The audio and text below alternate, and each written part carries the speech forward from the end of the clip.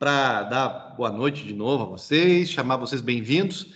Contextualizando, quarta aula, né? Nós teremos 12 até a última semana de agosto e concluímos com essa no primeiro mês, né? Um mês de aula, 4 aulas. Até agora, eu e Carol estivemos intercalando a liderança das aulas. Acho que semana que vem, se eu não me engano, temos um convidado especial, uma convidada especial. Na semana seguinte também, aí serão vários convidados. Então, a aula 6 e a aula 12 é diferenciada. Ela é não tanto conteúdo teórico, mas muito mais partilha de histórias e de testemunhos de trabalhos. Então, tem mais gente que vai entrar conosco nesse andamento. E aí, depois, a aula 7, voltamos, Carol e eu, intercalando, e aí teremos novamente convidados em agosto. Primeira aula, a grande comissão, fundamentos teóricos, clareza, que é um chamado bíblico de Jesus para todos nós. Segunda aula, a história, um pouco da história, desde o Antigo Testamento até os dias de hoje. Terceira aula, semana passada, mais focado em missões contemporâneas, em missões atuais, especialmente em 2 braços desta missão, que é a igreja, a missão que a igreja realiza, as igrejas, múltiplas igrejas locais, seus trabalhos. Isso é muito normal para nós, muito conhecido, mas, como novidade para muitos de nós, a missão que é realizada por instituições, movimentos, projetos, coletivos que trabalham ao lado da igreja, para eclesiásticos, também chamados de modalidade, ou então sociedades missionárias. Sodalidade. A modalidade é da igreja. É a igreja. Isso. Sodalidade. Esse foi um termo novo para mim, inclusive, gostei de aprender ele. Mas então, terceira aula. E agora a quarta aula, gente, é a contribuição da igreja, não da igreja, da teologia luterana. Tá? A contribuição da teologia luterana para a missão. Ou seja, se quem estiver aqui participando dessa aula ao vivo ou posteriormente for da igreja luterana, estiver vinculado a uma igreja luterana, acho que é importante para você assim, puxa, como é que dentro da igreja que eu estou, do pensamento da igreja que eu estou, onde estão as minhas oportunidades, onde estão meus limites, onde estão as ênfases, qual é o jeito que a teologia, que o pensamento luterano, o que tem de positivo, qual é o diferencial, né? Qual é a parte bonita e qual é a limitação também, né? Quem de repente estiver com a gente e não for da igreja luterana, a gente sempre agradece a participação e dá boas-vindas. Pode servir tanto como conhecimento, né? A pessoa não precisa aderir, não precisa afirmar, mas fica como conhecimento ou até mesmo como reflexão, né? Reflexão, tá bom? Então, a contribuição da teologia ou do pensamento luterano para a grande comissão. Como é que a nossa forma de enxergar as coisas da Bíblia, de Deus, da fé, como é que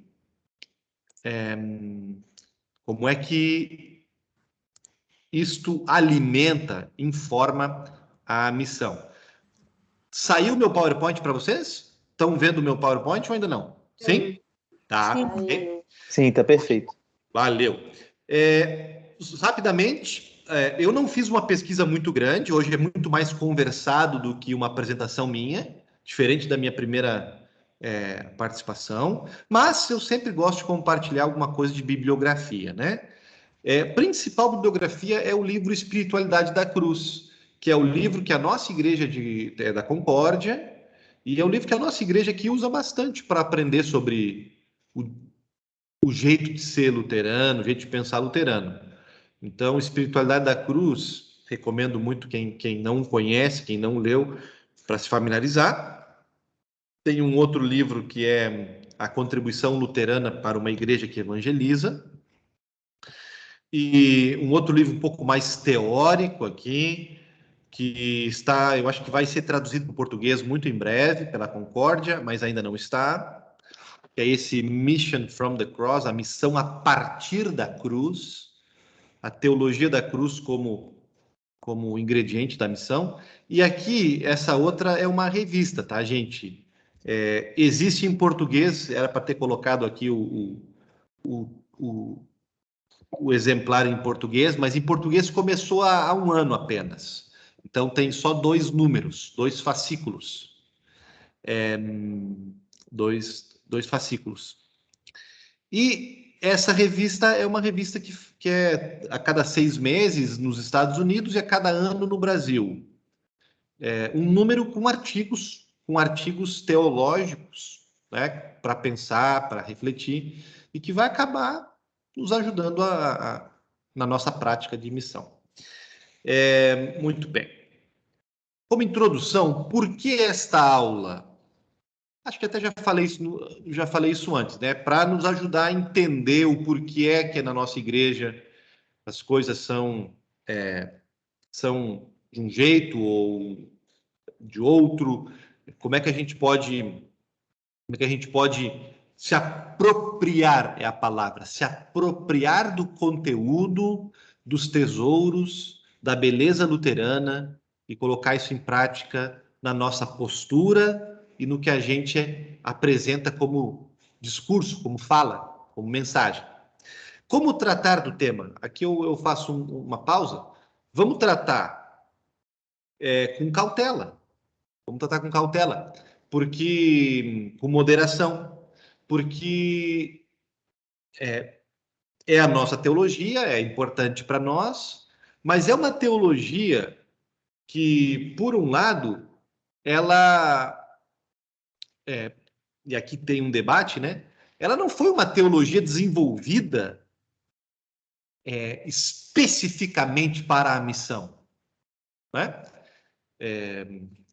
Quando essa teologia lá no tempo da Reforma, ela foi pensada, ela foi articulada, ela foi pensada muito mais para supostamente corrigir erros para o cristianismo, para as pessoas que já eram cristãs e que não estavam entendendo ou não estavam recebendo da igreja de então o evangelho, a clareza, Cristo.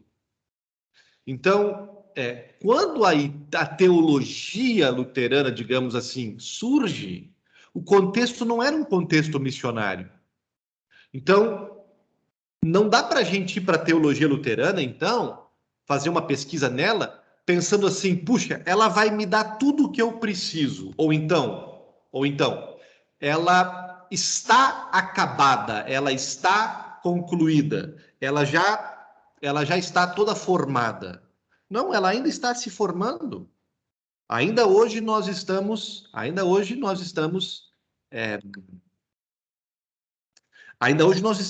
aprendendo e utilizando o que foi pensado lá para tratar de assuntos de hoje, né? E assuntos da missão. Então a gente vai com cautela, não achando que aprendendo algumas coisas hoje a gente vai ter a resposta para tudo. Não vamos ter a resposta para tudo.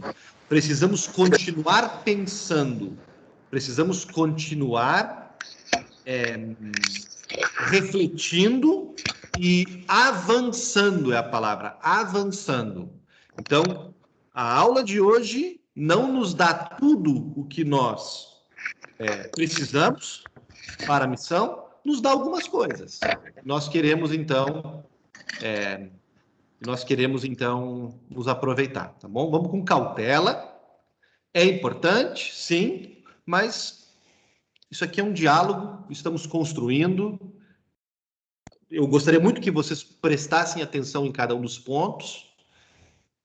Lembrando, mais pode ser dito e a gente pode crescer e melhorar a nossa teologia luterana no aspecto da missão, que ainda tem muito para aprender e para crescer, tá bom? Deixa eu fazer aqui uma primeira pausa, como eu falei para vocês. Hoje é mais conversado e eu quero perguntar para vocês, quando vocês pensam em teologia luterana, em o pensamento luterano, qual é a ideia, qual é a doutrina, qual é o estilo, qual é o assunto que vem à mente de vocês? A igreja, a teologia luterana, ela é mais conhecida pelo quê? Somente pela graça, somente pela fé, somente pelas escrituras. Os 3 solas. Ótimo. É uma forma de resumir, ou então de destacar valores luteranos muito preciosos. Okay? Obrigado, Solange. Rapidinho, outras pessoas que podem fazer um ping-pong aí.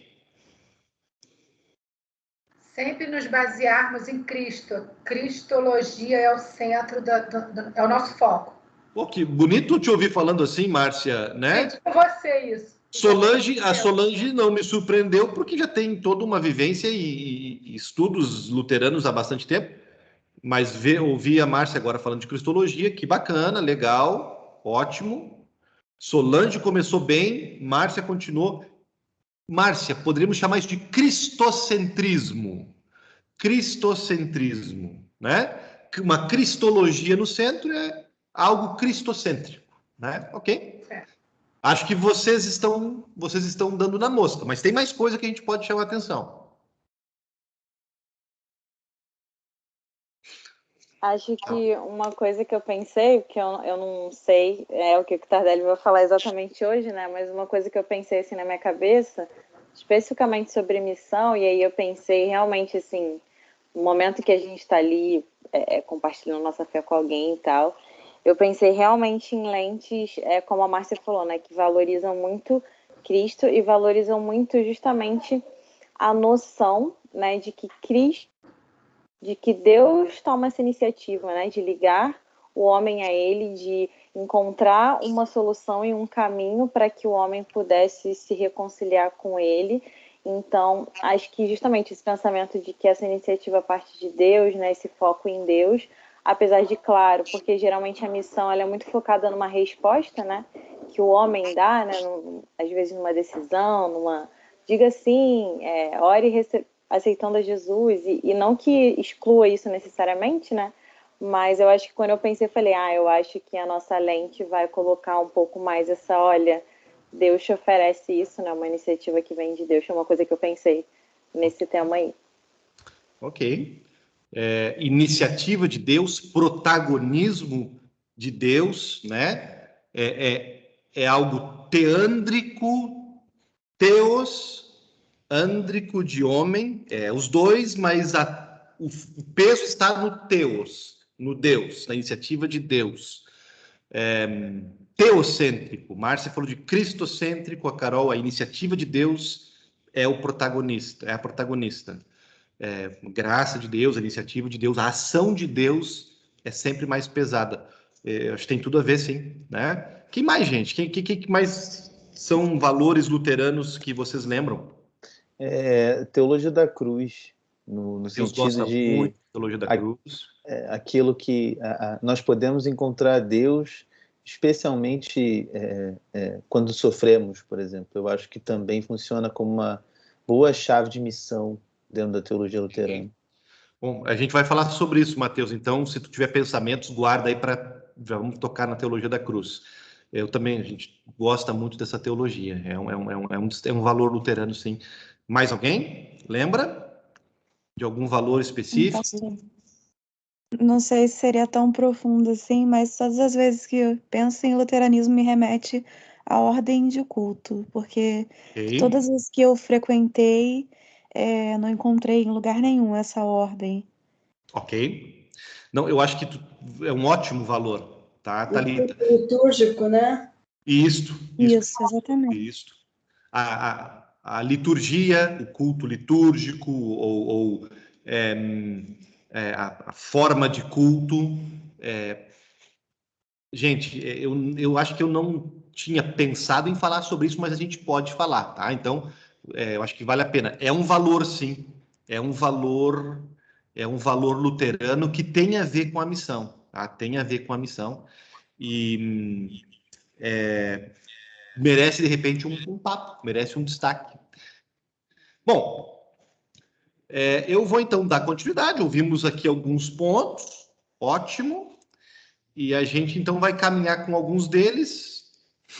Eu vou falar do ponto rapidamente e abro para conversa, tá? Falarei um ponto e abro para conversa. Primeiro ponto, gente, e aqui não tem uma ordem, tá? Não tem uma ordem certa, uma ordem exata, mas eu coloco como primeiro lugar, porque estou até seguindo os capítulos do livro Espiritualidade da Cruz, mas porque a justificação pela fé foi a primeira descoberta, ou a primeira, o motor, o estopim da reforma luterana, ou reforma protestante. Martinho Lutero tinha uma grande questão pessoal, era uma questão dele, uma crise dele, uma crise existencial dele, mas também era uma crise pastoral, porque ele via nas outras pessoas que ele ensinava na universidade e que ele pastoreava na paróquia, também a crise, né, dessa relação com Deus. Então, a reforma começa com Martinho Lutero estudando a Bíblia, estudando o que se tinha na igreja até então e desenvolvendo a justificação por graça mediante a fé, né? Solange abordou isso, Carol também quando falou de Cristo, né? Basicamente, essa foi o primeiro grande enfoque do luteranismo. Deus nos salvou. Deus nos deu a sua justiça. Ele em Cristo Jesus realizou o que nós não conseguiríamos realizar. Isso é por pura graça, por puro amor, imerecido, incondicional. E nós nos apropriamos disso pela fé. Deus salva a humanidade, ele disponibiliza a salvação para toda a humanidade e ela chega a cada indivíduo mediante a fé, né? Então, não preciso ensinar muito sobre isso, mas essa perspectiva também da iniciativa divina, ou então da realização da salvação ser 100% divina, a justificação é 100% Deus por nós, fazendo em nosso lugar. A sua graça abundante, né? Cristo morrendo por nós e nos dando a fé para confiar nisso, para confiar nessa obra, é a primeira e quem sabe até a maior, o maior valor luterano. Temas para diálogo. Podemos falar disso, mas não precisamos, tá? E podemos falar de outros temas, tá? Então, temas missionários relacionados à justificação pela fé, para a gente conversar. Um tema, a questão da certeza da salvação, né? Muitas igrejas, e talvez até a própria igreja luterana, tinha no seu discurso básico de convite, de testemunho da fé, apertar o botão se a pessoa tinha certeza da sua salvação, né? Até questionando a salvação da pessoa. Não quer dizer que está errado isso, que não possa ser usado esse tipo de abordagem, né?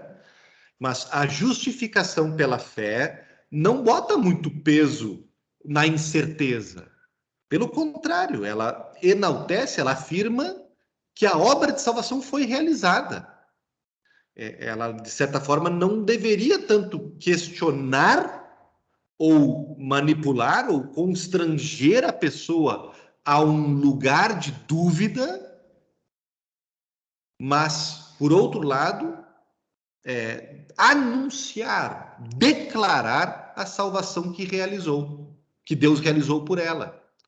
E esse anúncio dessa certeza de salvação pode criar a confiança, a fé no coração dessa pessoa, né?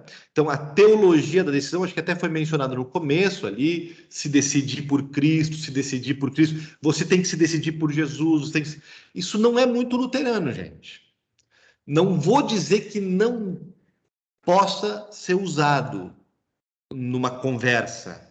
Há espaço para a gente interpelar, para a gente instigar alguém, ou convidar a pessoa a ter um compromisso, a ter uma conscientização de uma decisão tomada.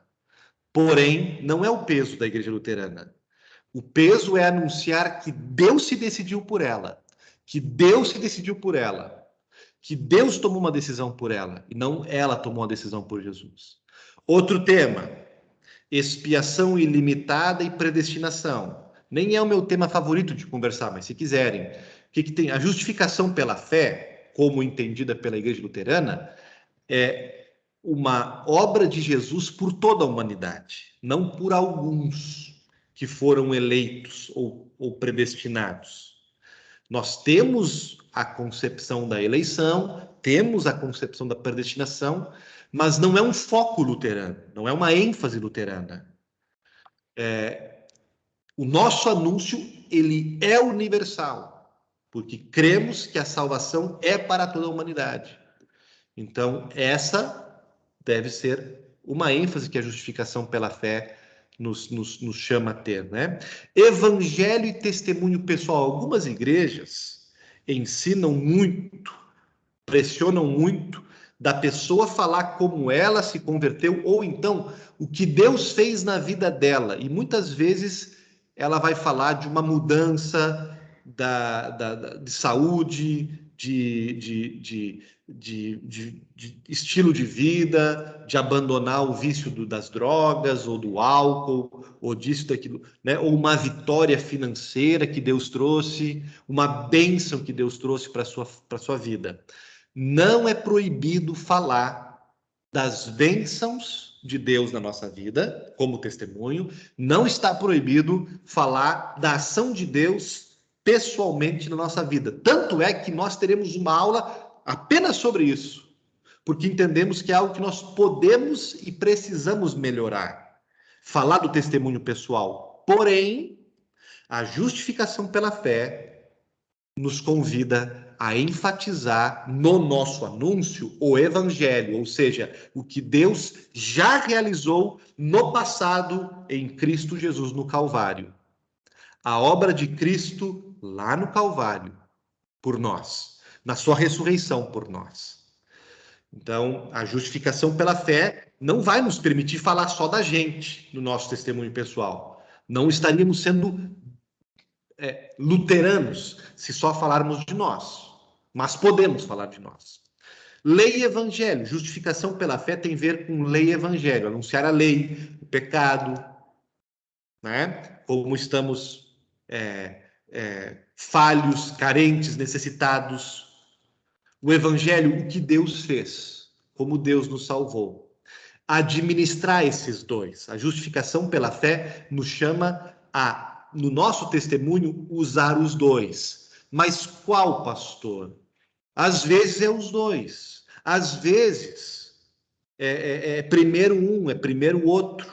Às vezes é só o evangelho, porque a lei já está escancarada na vida da pessoa. Às vezes o evangelho nem vai ser conseguido anunciar, porque a pessoa está tão teimosa ou está tão aérea que ela precisa de uma boa dose de lei antes, até para mexer com ela, né? Então, aprender a falar com as pessoas, a conversar com elas utilizando lei e evangelho. O que esse meu amigo precisa ouvir agora? Uma dose de lei ou uma dose de evangelho? Ou eu começo com o evangelho e depois vou para a lei? Ou eu começo com a lei? Isso é uma arte, tá? Não tem receita. A gente até pode aprender um script, mas ele muitas vezes não funciona, o script, a receitinha. Eu defendo uma conversa natural e espontânea, onde você vai aprender a identificar lei e evangelho. E a gente vai errar nisso. Isso é antídoto, tá? Para o legalismo, quando uma igreja é só na lei, no moralismo, lei, lei, lei, e para o antinomismo, que é uma igreja que está tudo bem, está tudo certo, Deus ama todo mundo, e não importa nada do que você vive, não importa nada do que você faz com a sua vida. Perdão, vida e salvação ou escatologia? Algumas igrejas fizeram muita missão, muita missão, anunciando que Jesus vai voltar, Jesus vai voltar, Jesus vai voltar, te prepara, ó, o inferno vai te pegar, cuidado. E foi feito muita missão, falando apenas do céu e do inferno, do céu e do inferno. Podemos falar disso, podemos, não está proibido. Mas justificação pela fé nos ajuda, nos informa a falar de perdão, vida e salvação agora. Depois também, mas agora.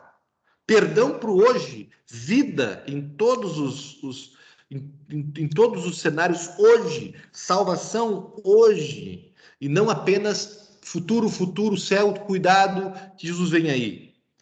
Né? A gente até pode usar isso, mas a justificação pela fé nos chama a anunciar perdão para as pessoas. Vida eterna e vida hoje, vida eterna que começa hoje.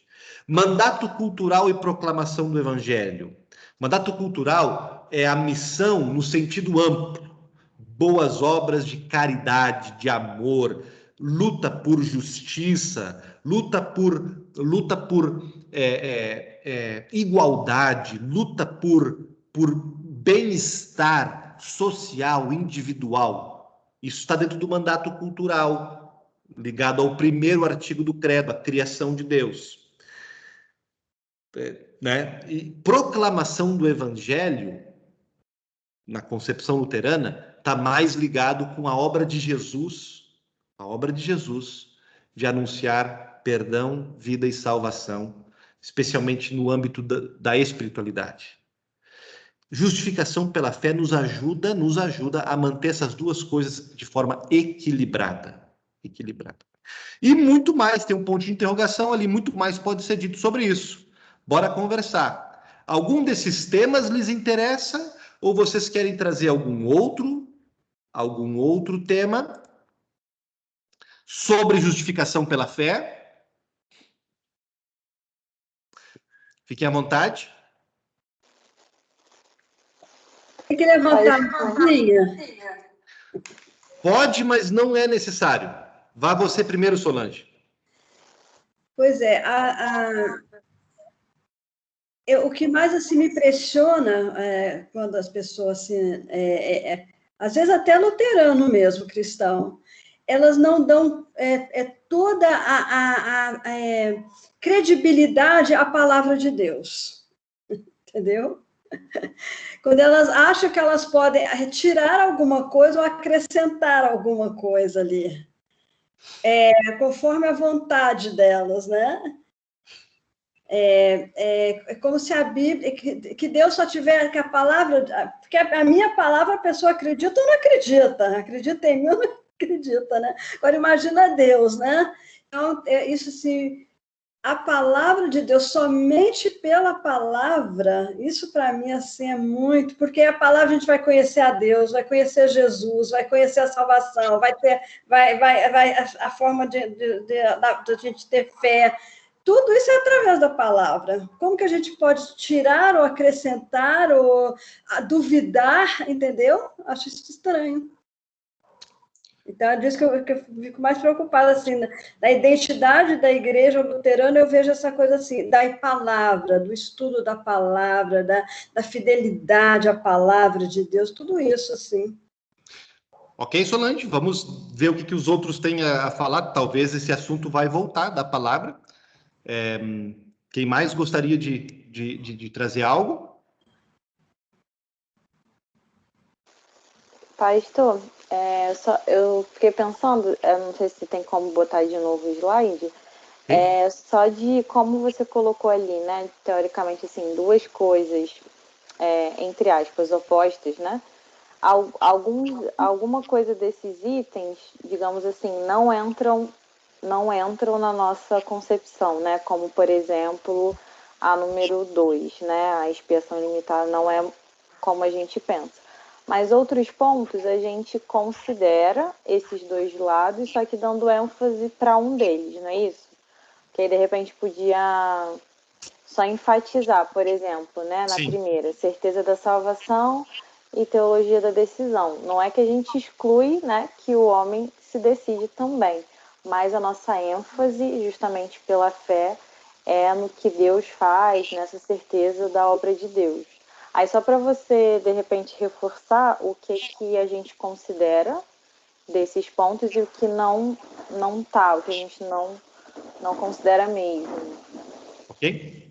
Realmente, e você nota que nem sempre esse xizinho aqui, né, é uma coisa oposta à outra, tá? Mas às vezes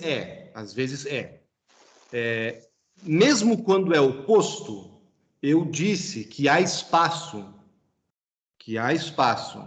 para a gente fazer uso. Mas, por exemplo, Carol, teologia da decisão não é luterana, não é. Nós não acreditamos que a pessoa se decida, nem 1%.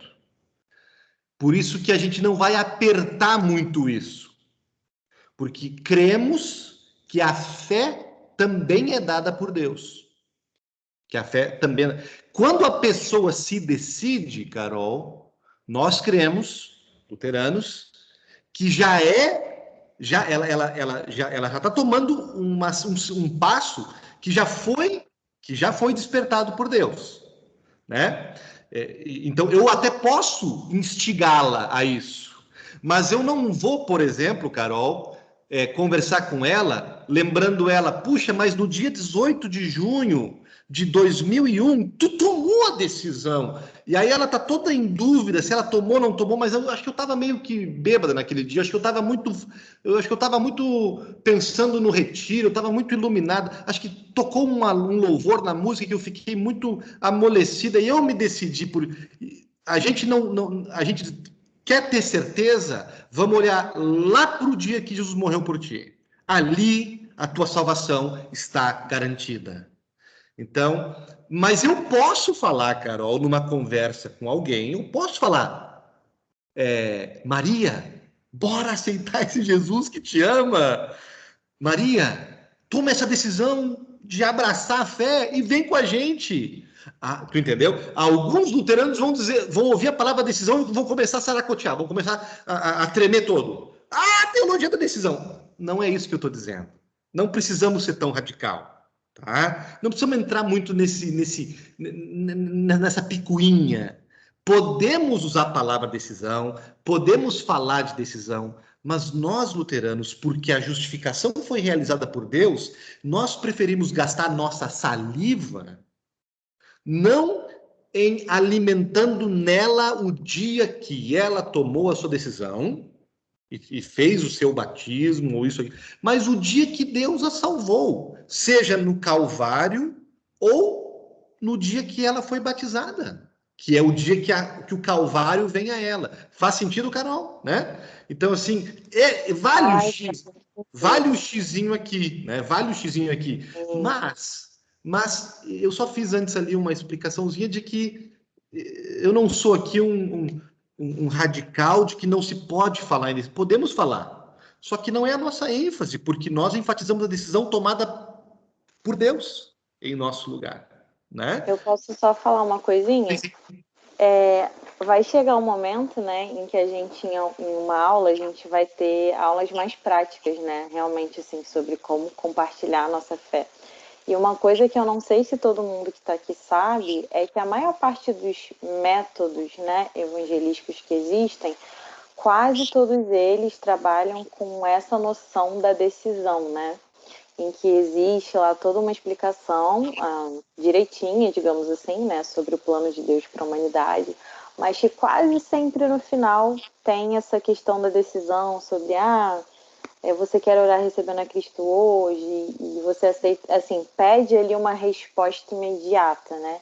Então, eu diria que nós teríamos que sempre que a gente encontra algum método evangelístico, o interessante é a gente fazer um filtro, né? Porque não é que a gente vai descartar ele completamente, porque boa parte deles tem uma sistematização interessante, mas quase todos eles, no final, trabalham com essa questão da decisão, e também muitas pessoas trabalham com essa questão de estatística, quando acontecem projetos missionários, para dizer para as pessoas, né, quantas pessoas foram expostas ao Evangelho, quantas pessoas se decidiram por Cristo, por Deus, enfim, aceitaram, né, ali naquele dia.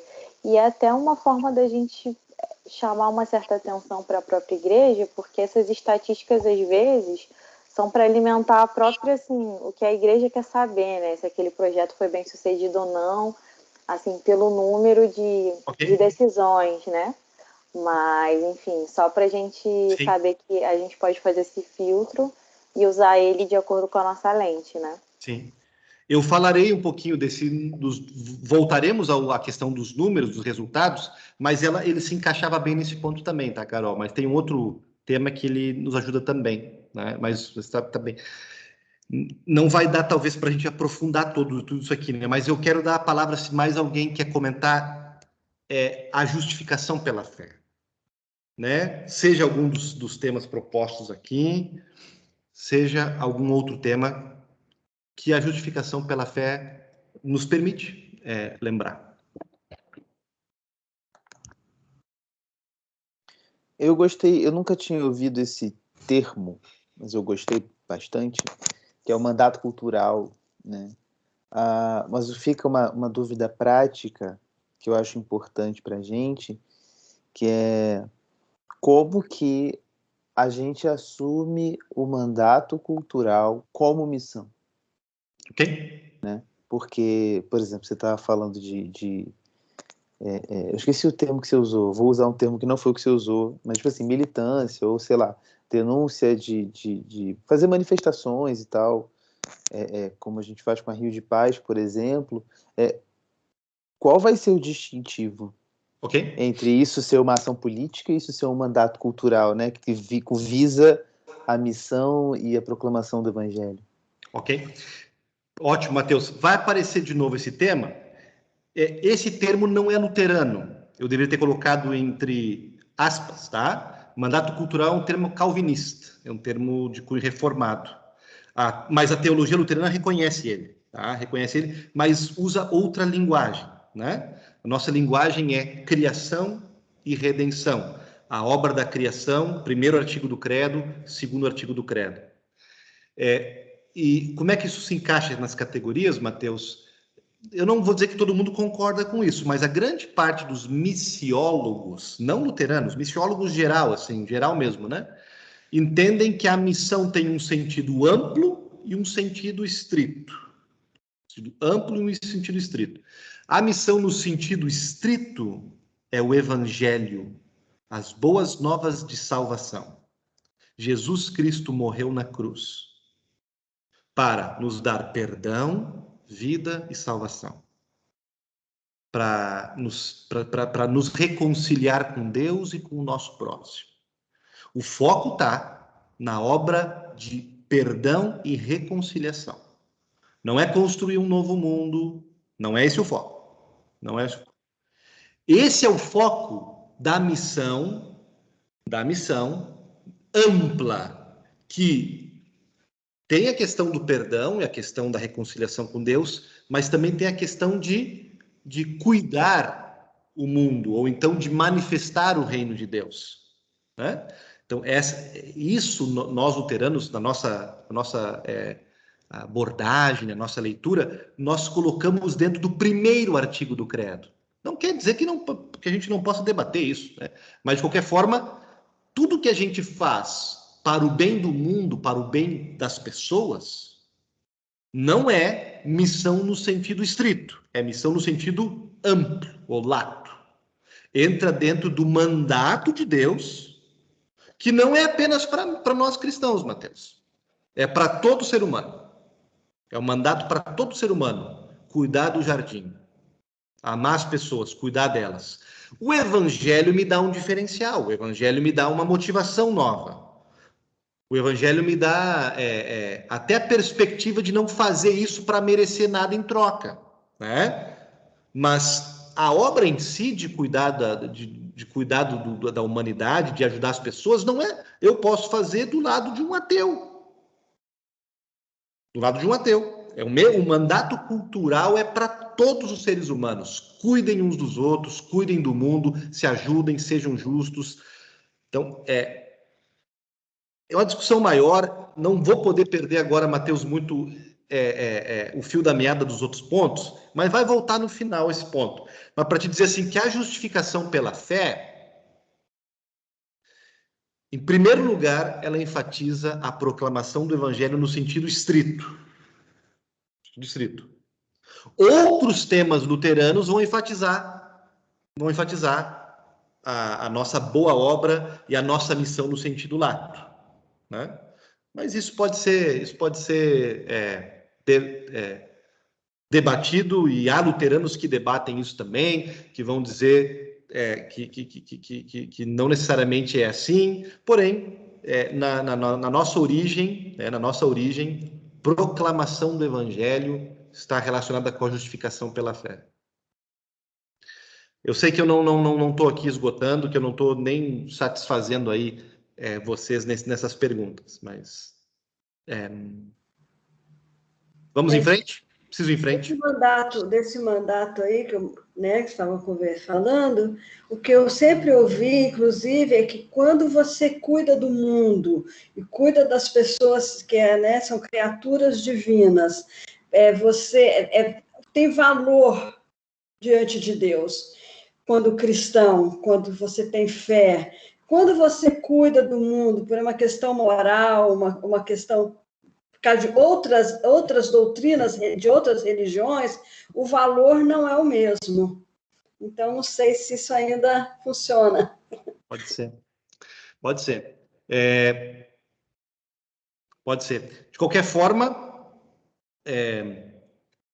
nós luteranos diferenciamos, mas não desassociamos. Tá? Veja bem, distinguimos o que é, digamos assim, o estrito da missão, o que é o específico da missão e o que é o amplo, mas não desassociamos. Não é que num dia eu faço uma coisa, no outro dia eu faço outra. A gente faz as duas coisas, deve fazer as duas coisas. E elas estão unidas. A gente já tem estudado isso também, né? Vou avançar para um outro valor luterano, que são os meios da graça. Que meios da graça? Palavra e sacramentos, né? A forma como Deus, que agiu em Cristo, que nos salvou, que nos criou, nos dá a fé e nos alimenta essa fé. Nós entendemos que Deus faz através de meios. Ele pode fazer sem os meios? Pode, mas não nos prometeu. Ele nos prometeu fazer através de meios. Então, sempre nós enfatizamos e buscamos ele nos meios. Ah, mas Deus pode me abençoar a minha vida sem a palavra e sem os sacramentos. Num sonho, numa oração, num momento pessoal, numa meditação que eu tenho. O luterano não vai dizer que Deus não possa fazer. Ele pode fazer. Mas se ele prometeu fazer num lugar, nós buscamos ele nesse lugar, para dar e fortalecer a fé. Não vou defender muito isso, mas comentar com vocês que são valores luteranos. Deus age, o Espírito Santo age através de meios objetivos, concretos. A sua palavra, Solange trouxe esse assunto já, e aí agora entra bem a questão da palavra, e os sacramentos, que na Igreja Luterana é batismo e Santa Ceia.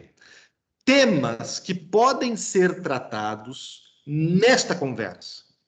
Podemos discutir um pouquinho sobre eles ou falar de outras coisas, né? A questão, né, de Deus agir através de meios, né? Então, por exemplo, na missão, gente, então, por exemplo, assim, o testemunho verbal da palavra de Deus, vai precisar fazer presente. Eu posso conversar sobre futebol para abrir conversa, eu posso conversar sobre a vida, eu posso ouvir a pessoa, mas em algum momento, para que a missão aconteça, um testemunho da palavra de Deus, que nos fala do nosso pecado, que nos fala de Deus nos amar, que nos fala de Jesus morrer por nós, vai precisar acontecer, né? A palavra vai precisar estar fazendo parte. Se a pessoa não for batizada, a missão luterana vai dizer: vamos ser batizados. Vamos ser batizados. Adulto, ou criança, ou família inteira, porque o batismo é um meio de Deus agir para dar a fé para alguém, né? Ou então para confirmar a fé daquele que ele já recebeu através da palavra. E, consequentemente, a vida desse cristão, novo cristão, junto com o batismo que ele já recebeu e com a palavra que ele vai receber, está recebendo, já recebeu, vai ser junto com a Santa Ceia. Porque é um meio. Então, o convite à ceia, como um alimento presente, né? Talvez a ceia não apareça num primeiro momento de testemunho, porque é consequência da vida, mas vai fazer parte da conversa, como um alimento de Deus. Aí tem a particularidade de cada meio, né? A palavra, do batismo, da ceia. A ceia, além de nos fortalecer, nos devolve a missão, que é algo que nós temos que tratar mais na nossa igreja, né?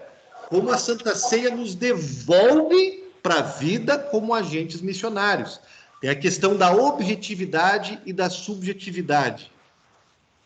A missão luterana, porque acredita que ela acontece em meios objetivos, né? De novo, não vamos investir muito tempo em apelar ou então em enfatizar que a pessoa sinta Jesus na sua vida, sinta o Espírito Santo na sua vida. Ela pode sentir, mas não tem ênfase. A ênfase não é no sentimento dela, é no que Deus disse a ela e fez para ela. Então, a nossa ênfase não vai ser numa conversa missionária, não vai ser, você está sentindo Jesus? Imagina você e uma pessoa conversando, né? E você quer levar Deus para a vida dela. A nossa ênfase não vai ser, e aí, você está sentindo Jesus com as minhas palavras? Você está se sentindo diferente? Não, a nossa ênfase é, meu irmão, minha irmã, Deus amou o mundo de tal maneira, e você está nesse mundo. E todo aquele que crê nele não morre, mas tem vida eterna. Meu irmão, Jesus disse, está vendo? Eu estou levando ela para a palavra, né? Eu estou levando ela para... Ou então, se ela tiver dúvida, ela já está com Jesus. Ela já tem a fé, mas ela está titubeando. Nós vamos lembrar dela, mas o teu batismo aconteceu. E Deus te limpou naquele dia. A gente convida a pessoa a enxergar Deus onde Deus disse que agiu, não na subjetividade. Isso não impede que conversemos sobre sentimentos, sobre subjetividade, sobre o aspecto emocional. A conversa vale, ela vale, mas a nossa teologia não coloca a ênfase nos sentimentos ou na subjetividade. E como não coloca, a gente vai ter que aprender como fazer de tal forma que a objetividade seja garantida. Que a gente possa manter claro e coerente a nossa fé de que Deus age mesmo quando nós não o sentimos, né? E dentro da questão dos meios também, né? Entra a igreja e a missodei. A igreja é o lugar onde a palavra é ensinada e os sacramentos são administrados. Então, a gente fala que a missodei acontece, a missão acontece com Deus enviando, Deus agindo, mas nós não excluímos nunca a igreja. Nunca a igreja. Nós enxergamos Deus agindo numa instituição ao lado da igreja, como as instituições das sodalidades, mas entendemos, inclusive, que elas são parte da igreja, que elas são a igreja, né? Bom, e outros temas podem ser abordados. Meios da graça são um valor luterano, que vai fazer parte da nossa ênfase na conversa missionária. Paulo, comece com você. Não, só para resumir isso aí. Então, podemos dizer que a nossa doutrina e os meios que falamos, a nossa doutrina são relativamente bastante racionais e menos de sentimentos, de emoções, nesse sentido. Eu acho que sim e não, Paulo, porque sim, realmente, né? A compreensão, o entendimento racional, ele parece ter uma leve supremacia sobre o sentimento. Mas não adianta, Paulo, a pessoa ter a racionalidade daquilo. Nós queremos levar ela a uma experiência de fé, ou seja, de confiança. Claro que é muito mais parecida com o sentimento, né, do que com a própria racionalidade. Não adianta eu saber decor o versículo João 3,16 ou o credo apostólico. Não me adianta ter a racionalidade correta. Mas a racionalidade, em certa medida, ela é necessária para que a pessoa se agarre em Deus e na revelação dele, na palavra dele, né? Mas é a confiança, é a fé, não a racionalidade, que tem a grande supremacia, né? Que tem a grande supremacia. Sentimentos estão juntos, razão é importante para compreender, para ouvir, né? Mas a fé é a chave.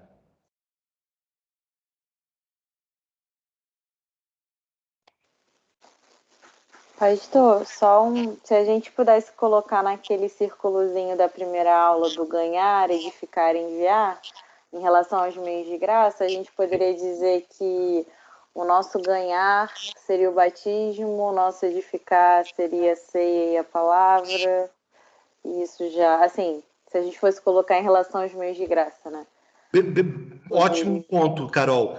No ganhar entra palavra e batismo. Uhum. Porque para ganhar, nós entendemos que Deus tem dois meios. Tá? E para edificar, Deus tem dois meios. Tem mais. O contato, entendeu?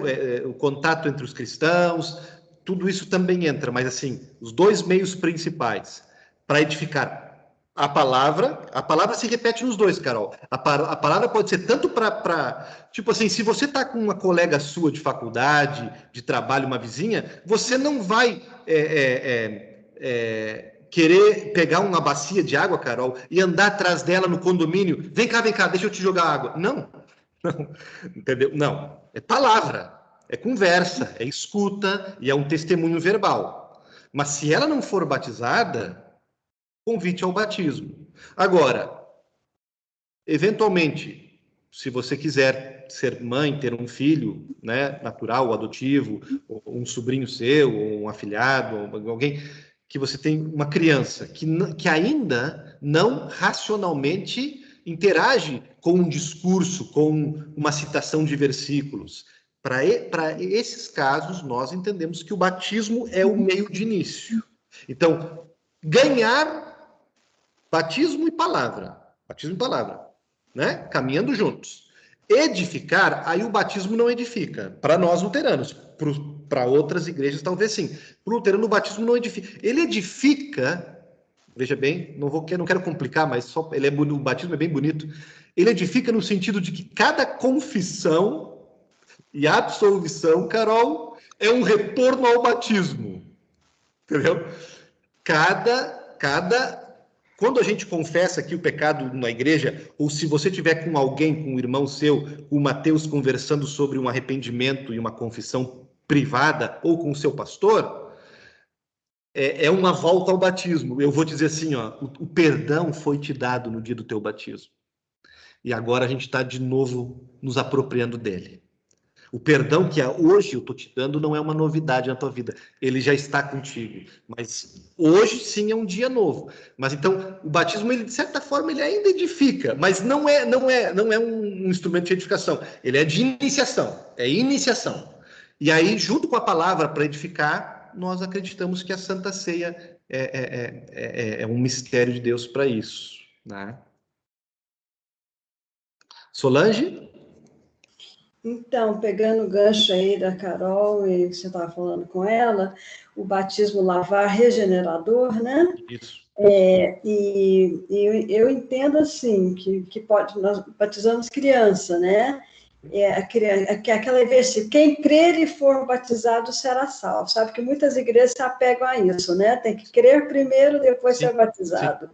Nós batizamos criança quando ela ainda não racionaliza, não consegue interpretar nada. Então, é diferente. Aí, então, depois do batismo, as pessoas podem se desviarem, cair da fé.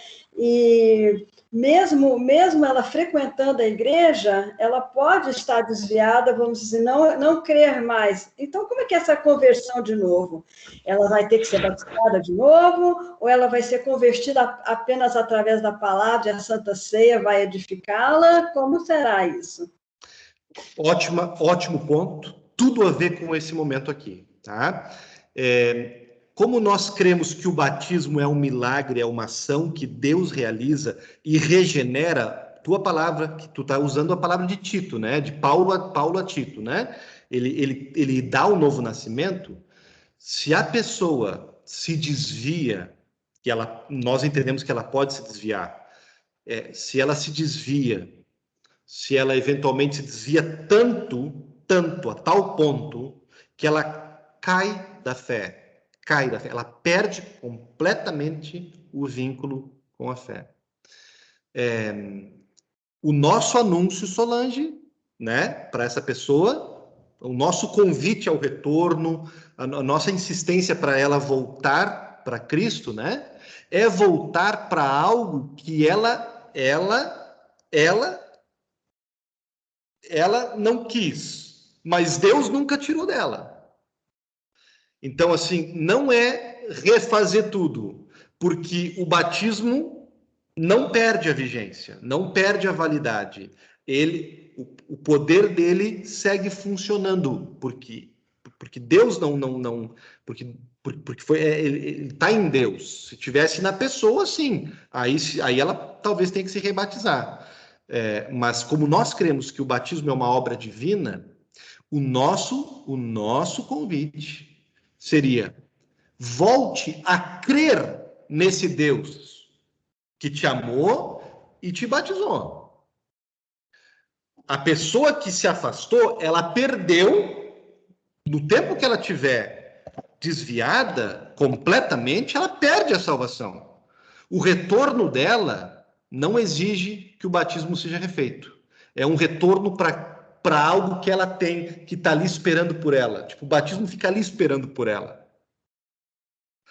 Se ela tiver um problema de consciência, Solange, pode acontecer. Não, mas eu quero me batizar de novo, Mesmo assim, a gente vai insistir que não faça, porque a gente não crê no rebatismo. A gente vai ensinar e testemunhar, né?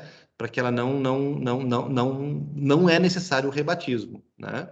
A gente pode fazer uma outra cerimônia com ela. A gente pode fazer uma profissão de fé, uma profissão de fé com ela, onde ela vai ser convidada a testemunhar a fé em Jesus Cristo novamente. Mas o que Deus fez por ela segue valendo. Pode ser um pouco estranho, né? Mas e se a gente encontrar alguém, né, Solange, que está meio perdido por aí, não convide para ser batizado na igreja luterana. Acho que é estranho porque é poder de Deus, né? A gente não consegue alcançar esse poder. Pergunte se essa pessoa já foi batizada. Talvez aí está um bom ponto de conversa, né? O nosso amigo Solange, nosso amigo americano, me fugiu o nome dele, nosso amigo americano da Califórnia. Frank. Ele faz missão em lugares, em zonas, em lugares assim que poucos vão. Ninguém quer ir, né? No meio de um ambiente bastante distante. Ele me conta que a missão, o testemunho dele é afirmar para as pessoas que estão ali distantes de Deus, que estão desviadas, que Deus batizou elas. E que Deus está esperando elas voltarem para os braços amorosos dele. Não é criarem algo novo, mas uma volta para uma aliança que Deus fez com elas. Né? Essa é uma forma luterana de falar do batismo para alguém desviado. Volta para uma aliança que Deus fez contigo. Mais alguém sobre meios da graça?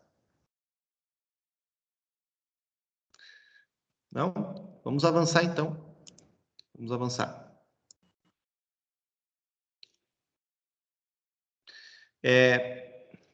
Teologia da cruz foi mencionado já pelo Mateus. E é realmente, assim, algo muito bonito que a nossa igreja acredita.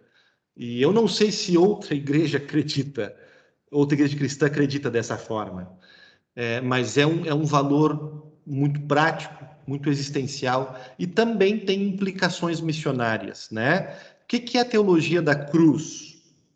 Lembram Paulo dizendo assim: eu decidi nada saber, a não ser Jesus Cristo crucificado. Os gregos me pedem sabedoria, querem discursos bonitos, querem coisas pomposas. Os judeus me pedem milagres, querem que eu faça chover, querem que eu faça alguém ressuscitar, querem que eu faça as pessoas serem curadas todos os dias. Ou seja, gregos e judeus, de certa forma, é uma forma de resumir toda a humanidade. As pessoas querem ou discursos bonitos, argumentos bem feitos, pensamentos, falas legais, ou querem sinais, querem ver alguma coisa concreta, querem ver um trovão, querem ver um frio na espinha, ou querem ver a cura de um filho. E Paulo diz: eu não vou dar isso para elas, porque o evangelho é Jesus Cristo e Jesus Cristo crucificado. Esta é a mensagem que eu prego. Esta é a mensagem. Deus crucificado. Então, o que isso tem a ver, né? É que a gente, luterano, busca Deus na cruz de Jesus. E onde ele prometeu estar. Em lugares, de certa forma, escondido. Jesus Cristo na cruz, tá?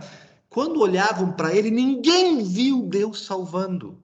As pessoas não estavam ali aplaudindo: oba, hoje é o dia da salvação, isso, Jesus, aguenta, chega na hora certa, diz estar. Não, todo mundo estava completamente apavorado. Como é que pode Deus estar na cruz?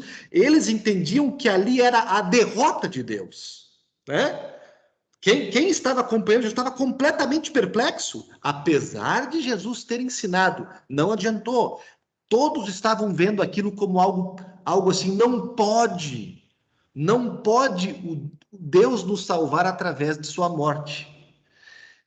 E isso tem a ver com o nosso dia, com nossa espiritualidade hoje. A espiritualidade da cruz nos convida a enxergar Deus onde ele disse que ele está. E muitas vezes a gente quer ver Deus em outros lugares. A gente quer ver Deus manifestado em poder, em vitória, em grandeza. E o luterano vai dizer: tudo bem, Deus pode até se manifestar na tua vida em poder, mas não espera que ele faça isso sempre, porque ele não prometeu fazer. Olhe para ele escondido. Escondido onde, pastor, né? Deus pode estar escondido numa igreja caindo aos pedaços, cheia de pecadores, né? Então, tipo assim, pô, será que aqui nessa igrejinha que nós temos aqui, Deus está aqui? Eu não enxergo ele ali. Por que você não enxerga? Talvez você tá procurando ele no lugar equivocado. Porque ele não prometeu estar num grande espetáculo. Ou numa igreja cheia de pessoas maravilhosas e bem resolvidas. Muita calma. Ele está no meio dos fracos. Deus está no meio dos pecadores. Onde que mais ele está? Na própria palavra e nos meios da graça, nós acreditamos. O Mateus tocou num ponto importante. No sofrimento. Deus está no sofrimento. Muita gente, quando vê o sofrimento, acha que Deus abandonou ela. Porque Deus não pode estar comigo se eu estou sofrendo. Mas o luterano vai dizer, não, pelo contrário, Deus está no sofrimento. Ele não é que ele produz o sofrimento, mas ele está no sofrimento. Porque na cruz ele estava no sofrimento. Enxergue Deus onde ele prometeu estar. Como é que isso se reflete na missão, né? Um ponto aqui, né? Deus escondido. Então, assim, por exemplo, eu posso usar isso como até uma conversa com as pessoas. As pessoas podem muitas vezes não ver Deus na vida delas, mas eu sei que Deus está ali. Então eu posso, ao invés de dizer para ela, Deus não está na tua vida, eu posso ajudá-la a enxergar onde Deus está. Onde Deus está escondido na vida dela. Eu posso, ao invés de dizer para ela, você tem que ter novos olhos, eu posso tirar o que está embaçando a visão dela da presença de Deus na vida dela. Esse é um ponto para a gente conversar. Um outro ponto, resultados, foi o que a Carol falou. Grande parte dos cristãos, o foco da missão é resultado. Números. Quantos converteu? Quantos testemunhos? Quantos folhetos entregou? Quantas conversas? Quantas ligações? Eu até nem sou contra um pouco de pressão, tá, gente? Se a gente não é pressionado, a gente fica muito preguiçoso. Muito preguiçoso. Então, assim, eu não sou contra um pouquinho de metas, ok? Eu não sou totalmente contra, não. Eu não sou anti-números. O livro de Atos está cheio de números, cheio de contagem de cristãos, para nos ajudar a enxergar que cada um importa e que nós sim estamos correndo atrás de crescimento do reino de Deus, da igreja cristã, não necessariamente da luterana, mas do reino de Deus. Então, não seja anti-números, tipo assim, eu não estou nem preocupado com quantos testemunhos eu fiz. Não, te preocupe sim, tenha metas, mas não fique preso a elas, porque a teologia da cruz é uma teologia que não faz a gente olhar para os números, quantas coisas eu fiz, quantos convertidos, quantas pessoas eu trouxe para a igreja. Isso é teologia da glória, do enaltecimento próprio. Gente, a teologia da cruz nos faz ter consolo nas muitas vezes que nós testemunhamos e não tivemos resultado. Aparentemente não tivemos resultado, mas Deus pode ter estado trabalhando e ainda continua trabalhando depois que nós formos embora. Então, a teologia da cruz nos consola muito quando os resultados não vêm. Deus nos diz, calma, semeou o evangelho? Ok, eu estou escondido, eu estou trabalhando. E o sofrimento da missão, né? As pessoas pensam, eu vou ser missionário e vai dar tudo certo. Não, sofrimento é lágrimas, é sangue, suor e lágrimas. A teologia da cruz não é de vitória. Esses são alguns pontos. Outros também podem ser abordados. Quem gostaria de comentar o valor da teologia da cruz?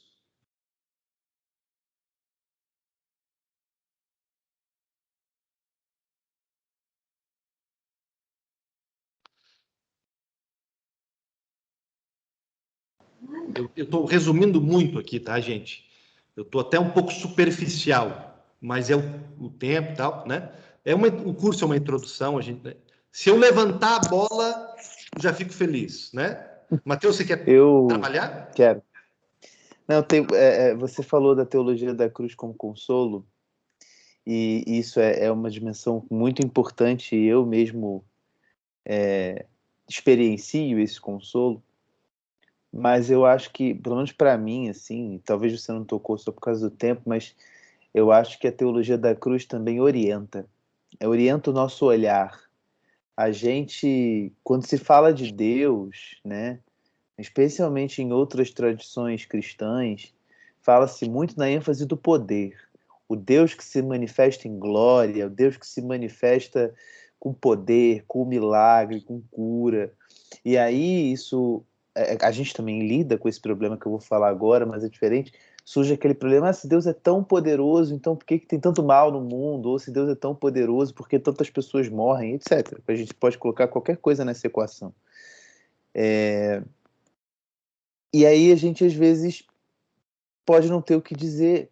A teologia da cruz, ela nos ajuda a lidar com isso na medida em que o foco é o Deus que se revela na cruz, é o Deus que se... o termo que o Lutero usa, né, que os comentadores usam, que eu gosto bastante, é o Deus que se revela no ocultamento da cruz. É um paradoxo, né? Como é que se revela no ocultamento? Mas é isso, sabe? A gente toma a teologia da cruz como consolo, e esse consolo também norteia o nosso olhar, porque a gente anuncia, como a gente aprende com o texto que o pastor citou, né, de 1 Coríntios 1, com o Cristo crucificado. A gente anuncia esse Deus que morre por amor, sabe? Que se revela nesse sofrimento estando presente, né? Então, eu acho que é um grande trunfo para a missão, a teologia da cruz, na medida em que a gente não olha para o Deus glorioso, esse há de vir, e a gente espera por ele. Mas, por hora, a gente olha para o Deus crucificado, e é esse que a gente anuncia. Perfeito, Mateus, perfeito. Muito mais, tu tens razão, muito mais pode ser falado, é um tesouro esse baú aí. Um ponto prático, tá, gente, de como a teologia da cruz pode influenciar a nossa forma de fazer missão, de falar com alguém, de estar presente para alguém. Se alguém está sofrendo, tá? Amigo, vizinho, tá? E você quer ir ao encontro dessa pessoa, primeiro porque você ama ela e quer estar junto com ela, né? Mas também você está com alguma coceira, com alguma motivação de, puxa, eu preciso trazer Deus para a vida dela, eu preciso semear Deus aqui. Ou seja, eu preciso aproveitar esse momento como uma... Deu um cortezinho aqui para mim, tá? Eu preciso aproveitar esse momento como uma oportunidade missionária. Gente, a teologia da cruz vai dizer para você não falar muita coisa. Não explicar o que está acontecendo. Jamais. Não explicar o sofrimento. Não racionalizar. E nem defender Deus. Diante de alguém sofrendo, se você tem alguém sofrendo na sua vida e você quer aproveitar como oportunidade missionária, a teologia da cruz diz: Deus está escondido, ou seja, eu não consigo agora entender ele, compreender e explicar ele. Então, fique quieto e abençoe essa pessoa com carinho, com amor, com cesta básica, com conforto, com o teu ouvido, chora com ela, pede ajuda de Deus, ora a Deus, chama por Deus, mas não explique a Deus. Tá? A teologia da cruz, há momentos para explicar a Deus, mas diante do sofrimento, a teologia da cruz vai nos orientar, Mateus, para a gente não ficar explicando o poder e o porquê e o para quê, mas chorar com a pessoa. E se for dar um testemunho, né, com muita calma, para não ficar explicando Deus, né, mas falar o básico. Deus está com você, Deus está com a gente, Ele não foi embora, a gente não está entendendo, mas não vamos desistir dele. Ele prometeu estar com a gente. Deus sabe que é sofrimento, né? Então, assim, esse é um detalhe prático. A teologia da cruz manda a gente ficar quieto para explicar. Todos os outros cristãos vão querer explicar Deus, tá? Todos. A teologia da cruz entende que Deus é Deus, eu não sou. E às vezes ele está escondido, eu não consigo controlar ele, manipular ele o tempo todo. E na hora do sofrimento é uma dessas horas. E aí, então, é palpável, é ficar junto, é chorar junto, é estar do lado, né? Mas se a pessoa me perguntar, onde é que está Deus, né? Fala o básico, né? Mas não, né? Thalita, por favor.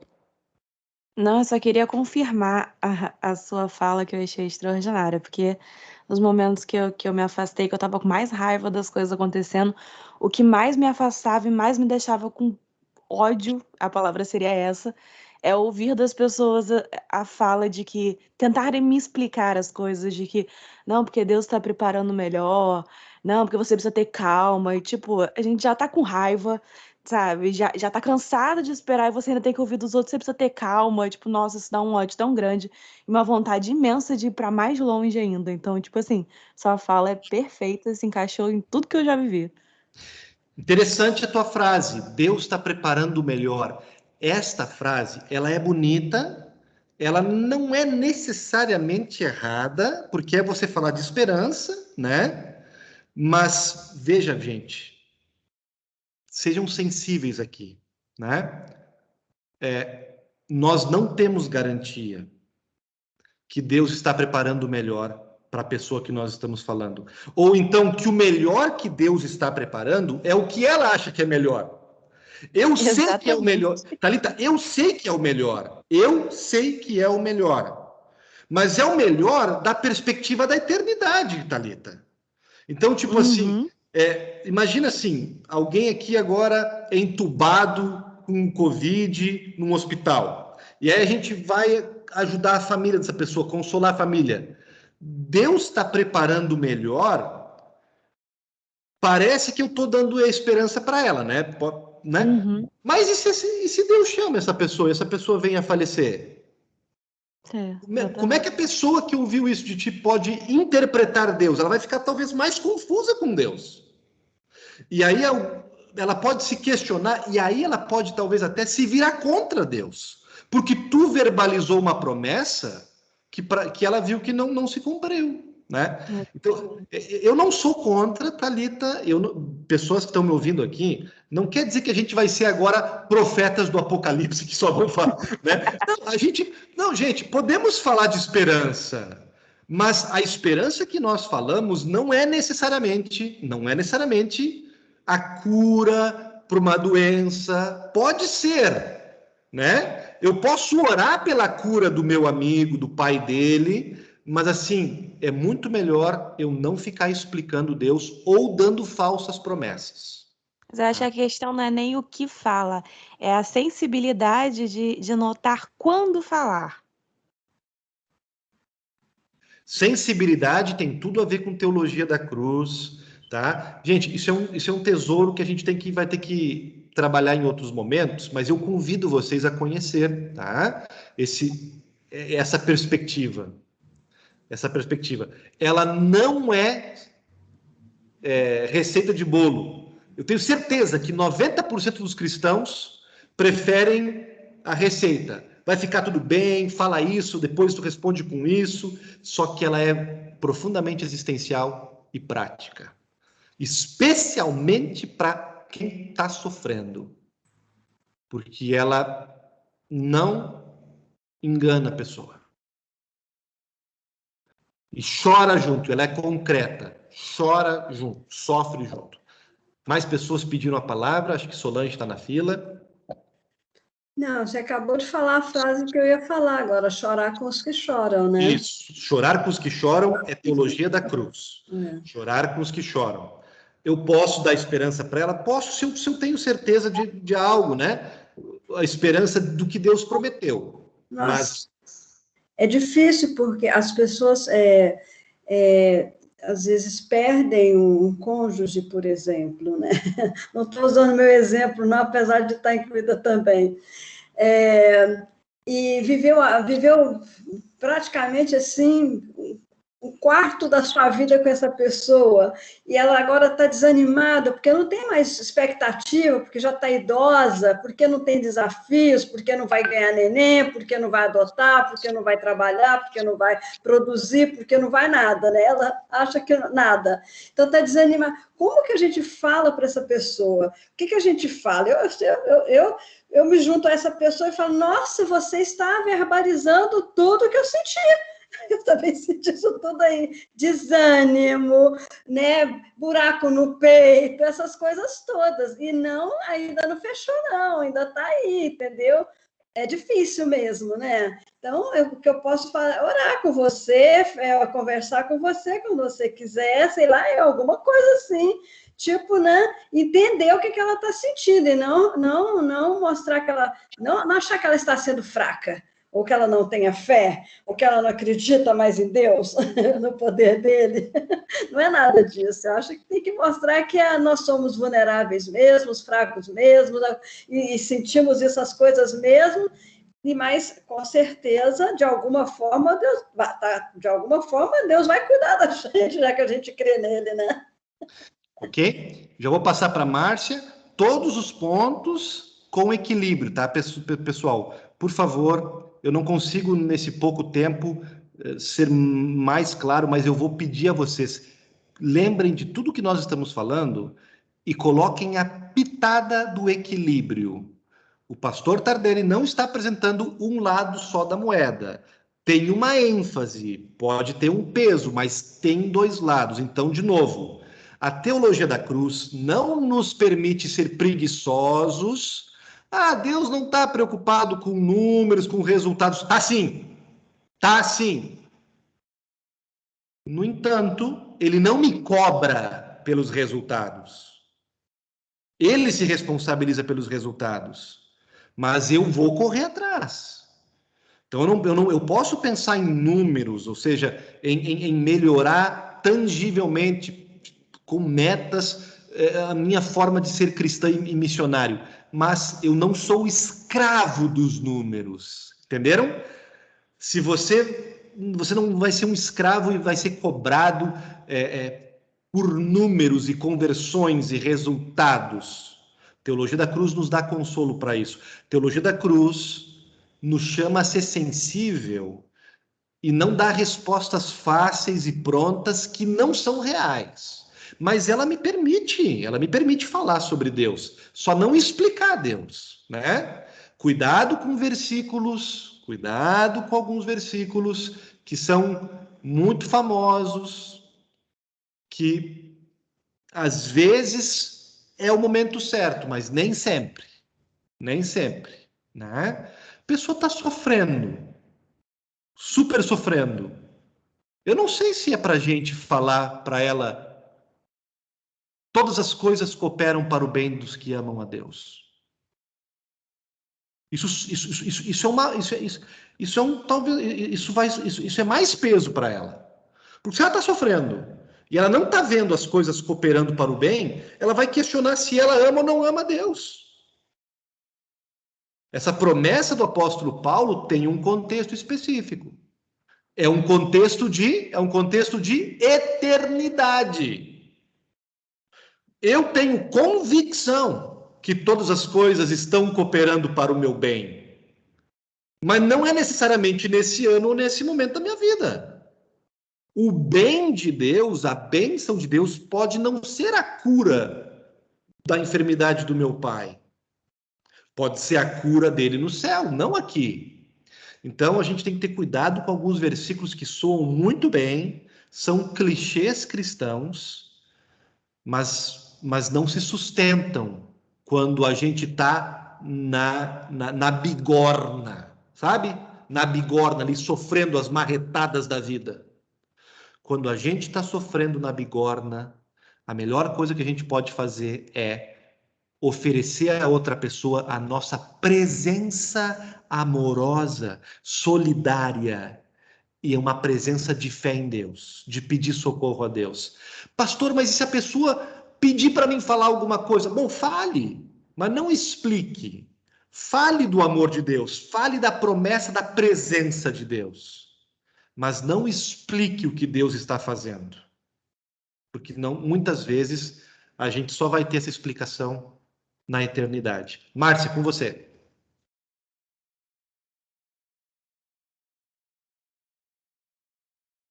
Não estamos te ouvindo, Márcia.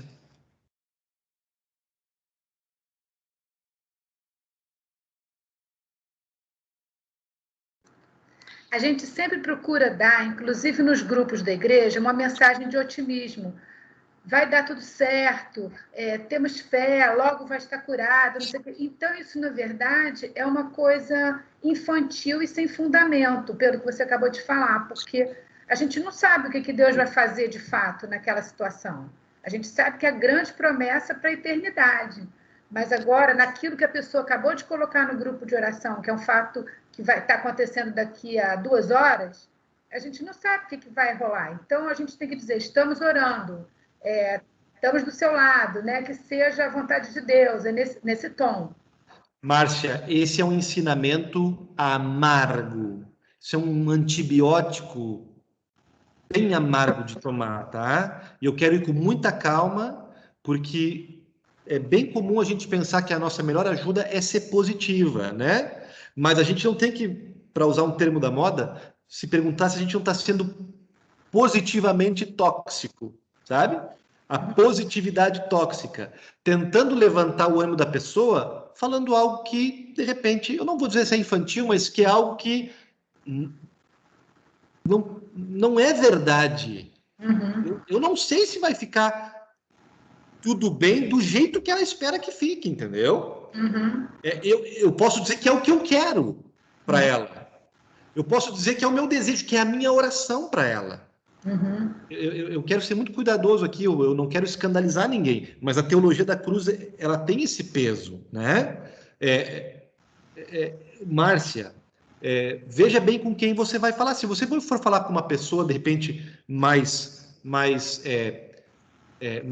no começo da fé, talvez é necessário que a gente traga uma mensagem mais infantil, sabe? Mas na Bíblia é falado assim, Márcia, leite de bebê ou carne para comer, sabe? O leite de bebê dá essa mensagem um pouco mais amena. Mas assim, Deus nos diz na Bíblia, tem uma hora para parar de tomar leite e começar a comer comida sólida, que é como as coisas são na prática, na realidade, né? Assim, eu nunca falo isso para ninguém, Márcia, vai ficar tudo bem. Uhum. Você nunca vai ouvir da minha boca falar isso para alguém. Experiência própria. Você me ouviu e ficou do meu lado e a gente rezou junto. Mas podemos falar mais sobre isso em outro momento. Estamos na hora de concluir. Eu vou dar aqui mais um ponto. Não vou chegar em todos os pontos, mas eu vou dar mais um ponto. Vai ficar aqui alguma coisa de fora. Esse é sucinto, até não é nem polêmico. E não é tão novidade assim, tá? Isso aqui os outros cristãos também, a maioria também acredita nisso. Mas nós luteranos damos um peso grande a isso, que é a doutrina das vocações, basicamente, o primeiro lugar onde Deus nos quer vivendo a nossa fé, testemunhando o Evangelho, é lá onde Ele nos colocou, lá nas minhas vocações. A vocação é, no entendimento luterano, os chamados que eu tenho para a minha vida. Meu chamado de mãe, de vó, de filho, de filha, de irmão, de vizinho, de membro da igreja, de morador de uma sociedade, de um estado, de uma região, membro de determinada instituição, clube, né? Profissional de determinado emprego, estudante de determinada instituição, né? Então, é ali onde eu já estou, o primeiro lugar da minha missão, onde eu devo viver e falar do meu Deus. Então, eu posso ir para outros lugares especiais, eu posso ser um missionário de tempo parcial ou total, pastor, etc. Mas é nas vocações o espaço primordial de eu viver a minha fé e testemunhar o Evangelho. Temas sobre isso. Missão é dia a dia e não um projeto, sabe? Vamos fazer missão na praça do bairro Peixoto, no sábado de carnaval. Ótimo, podemos fazer. Contanto que você saiba que aquilo ali é uma experiência especial, mas não é a missão no seu ambiente mais natural e mais essencial. A missão acontece no meu dia a dia, nos lugares onde eu estou, através dos meus relacionamentos. Relacionamentos. Nas minhas amizades, as minhas conversas com as pessoas que eu conheço mais ou menos. Então, missão não é um evento, um culto específico. Isso pode ser também. Mas missão é o dia a dia da gente, lá onde Deus nos colocou, muitas vezes sem script, sem receita, mas em conversas, em diálogos, que eu vou conscientemente, intencionalmente agregar o ingrediente da fé, do amor de Jesus, da esperança, do consolo, ou mesmo da lei de Deus, né? Então é muito mais eu me conscientizar de trazer uma palavra de Jesus, de Deus, uma palavra espiritual para aqueles ambientes e aquelas pessoas com quem eu já convivo, do que me preparar, vestir uma roupa diferente e cantar louvores, fazer um louvorzão na praia de Copacabana. Isso podemos fazer também. No passado, algumas igrejas focavam muito em missão como eventos especiais. E aí as pessoas se esqueciam que a missão acontece no dia a dia. Então, esse é um valor luterano. É dia a dia. É dia a dia. Lá onde eu já estou. Trazendo Jesus, sendo luz ali onde eu já estou. Esse é o último ponto que eu vou abordar hoje, tá, gente? Por causa do tempo. Mas passo a palavra se alguém quiser debater aqui e conversar sobre esse ponto.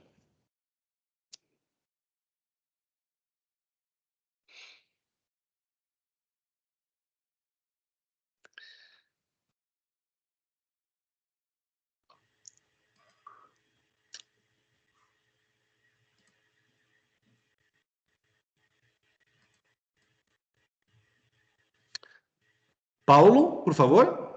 Eu queria só relacionar esse ponto último que você colocou, aliás, lá com aquele primeiro, né?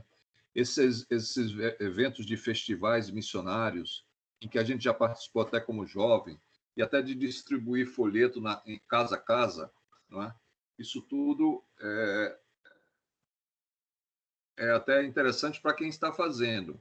Agora, os resultados, como você fala, até quantitativos, tem a ver também com aquela decisão lá no início, o apelo, quando se tem aquele movimento, aquela ideia de que aquilo ali vai ser um momento especial em que Deus vai estar presente e vai decidir tudo. E, na realidade, acho que a ênfase é no dia a dia, no relacionamento, seja com sua esposa, com sua filha, né, com o porteiro do edifício, porque, de fato, é um grande ensinamento. Eu acho que, mesmo nós, quantas vezes na Igreja da Paz, lá atrás, a gente distribuía folhetos. Não, antes do almoço dos jovens, vamos distribuir folhetos pela região, não é? E a gente achava feliz, ficava feliz que distribuiu folheto, mas, assim, a missão é muito mais um contato e é um a um, né? Como diz o americano, one on one, não tem outra forma. E é com contato, né? Não é de outra maneira. Não tem como se fazer missão que não seja dessa forma. Eu assisti no Harlem, lá nos Estados Unidos, um culto fantástico da Igreja Batista, com todo respeito, e o apelo que é feito, né, naquela hora do culto é fantástico. É quase que dá vontade de ir lá também, porque as músicas, o louvor, não é? O apelo do pastor é um negócio assim. Eu fiquei até em dúvida se isso não era um processo. Mas também você vai embora dali, vai para a Estátua da Liberdade e tal, terminou o processo, né? Então, como é que Deus age, né? De que maneira Deus age nesse aspecto da missão mesmo, e onde é que ele está atuando? Ele está atuando escondido, como o senhor falou. Você tem toda a razão de mencionar a questão da eficácia, porque, de novo, nós não somos contra, né? A gente pode ter métricas, e há pesquisas que referendam o que você disse, da tua experiência pessoal, que são pesquisas que dizem que os relacionamentos um a um, as pessoas no nosso círculo próximo, que mais, então, são convertidas e que mais aceitam o evangelho. Então, realmente, vocações, além de ser um valor luterano, é algo comprovadamente mais eficaz do que eventos e programações especiais. Reforço, não estamos proibidos de fazer eventos. Muita gente foi convertida em cruzadas do Billy Graham ou num culto especial de uma igreja, né? Talvez alguém aqui que está no nosso grupo, ao vivo, ou que vai assistir essa aula depois, teve uma experiência de ter sido convertida por Jesus ou pelo Espírito Santo numa atividade. De novo, não é uma coisa ou outra, as duas coisas, mas o grosso, o peso, para usar a tua palavra, a ênfase, tanto bíblica como luterana, e não é só... Aí, Paulo, nós não estamos sozinhos. A maioria dos cristãos, defendem isso, Defendem isso. O que nós precisamos melhorar aqui, Paulo? E a Carol vai nos ajudar com isso. Não só a Carol, muitos outros aqui na nossa igreja. Os luteranos são tímidos de, nessas relações, trazer o componente da fé. Então, a gente fala do tempo, a gente fala do câncer, a gente fala do presidente, a gente fala do futebol, mas a gente não sabe a hora de deixar uma... Estou generalizando, muitos fazem e fazem muito bem, muitos luteranos fazem, mas precisamos fazer mais. Ser sensível, ao momento de deixar uma sementinha do evangelho, um versículo, um conselho, ou então uma oração, deixar alguma coisa que para aquela pessoa, ou então ser um pouquinho mais arrojado e ter algumas técnicas e ter algumas frases e algumas pontes de conversa onde a gente confronta no bom sentido, onde a gente faz o apelo, onde a gente diz claramente, não está legal como você está vivendo, Deus está fazendo falta para você, e por aí vai, Eu quero dizer só o testemunho assim, que na vida profissional, a gente convive com tanta gente e meio que, como se diz, esse não é o contrário, é negativo, Esse não é o momento de falar de Jesus, Vamos falar de futebol, de política e de trabalho, mas não é o lugar para falar de Jesus. Quando deveria ser o contrário, Intencionalmente, você deveria estar assim, preparado para dizer assim, eu tenho que lançar aqui esse tema também, Seja no comentário de você ter ido ao culto, ou de algum exemplo seu, ou alguma coisa que esse assunto seja colocado na mesa também. Perfeito. Intencionalmente, Agora, vamos botar uma outra palavrinha. A coisa luterana é sempre um equilíbrio, o meu sonho é que vocês todos, junto comigo, eu acredito que eu faço isso intencionalmente. Eu não perco. Perco oportunidade, eu sei que eu perco, mas eu tô ligado em tudo que é conversa. Qualquer conversa com vizinho, com porteiro, com um amigo, eu tô sempre tentando cultivar o hábito da intencionalidade, da sensibilidade. Mas, de novo, vamos só cuidar para não ser mecânico, Se você for mecânico, não é pecado, só eu acho que não é eficaz, mas tudo bem. Mas não é pecado ser mecânico. Mas alguém pode dizer assim, lá vem ele de novo falando aquela formulazinha.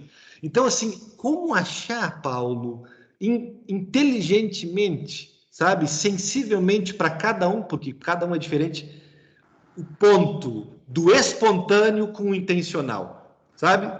O espontâneo é que a coisa flua, assim, meio que o Espírito Santo te dirige ali, né? Tu não está pressionado. O pastor me disse que eu tenho que falar com todos os meus vizinhos sobre Jesus, eu tenho que achar um espaço para falar. Não, não é isso. Não é isso que eu estou passando para você, gente. Não é isso o ponto do curso. Não é pressão. Não estou com as minhas mãos na goela de vocês, mas estou falando de intencionalidade. E estou dizendo para vocês que vocês são muito mais inteligentes que eu, e podem ser também sensíveis e espontâneos, né? Acho que a Márcia vai trazer algo, né, Márcia? Não, eu esqueci, eu acho que a mão não tirei da outra vez, desculpa. Tá bem, tranquilo. Estou satisfeita. Comentários finais sobre isso ou alguma outra coisa? Eu gosto de falar, né? Tem umas coisas que eu acho que assim.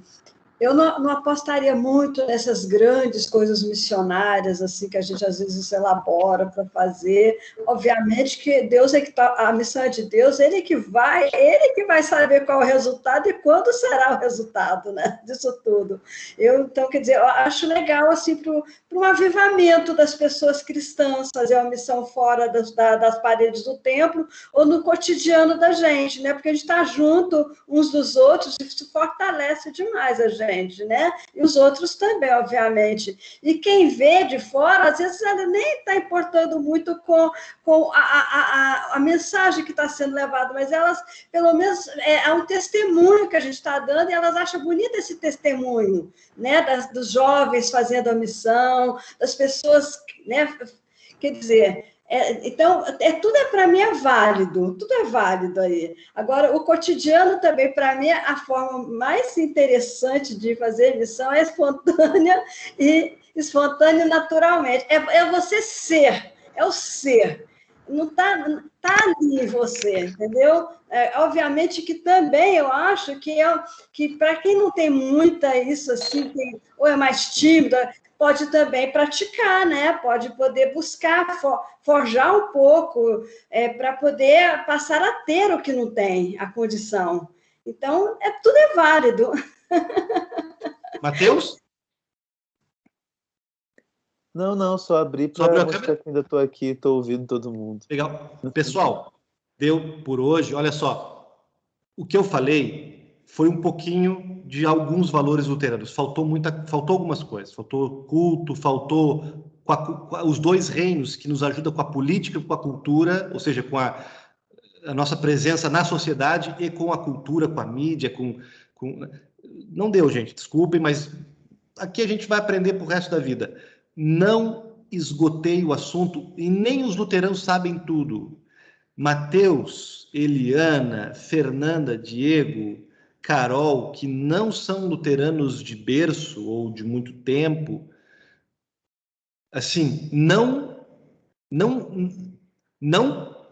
guardem e não botem fora coisas que vocês têm, tá? Que vocês têm e coisas que nós luteranos não temos, porque não são ênfases ou temos escondido. Então, assim, não descarte algo que não apareceu hoje aqui, né?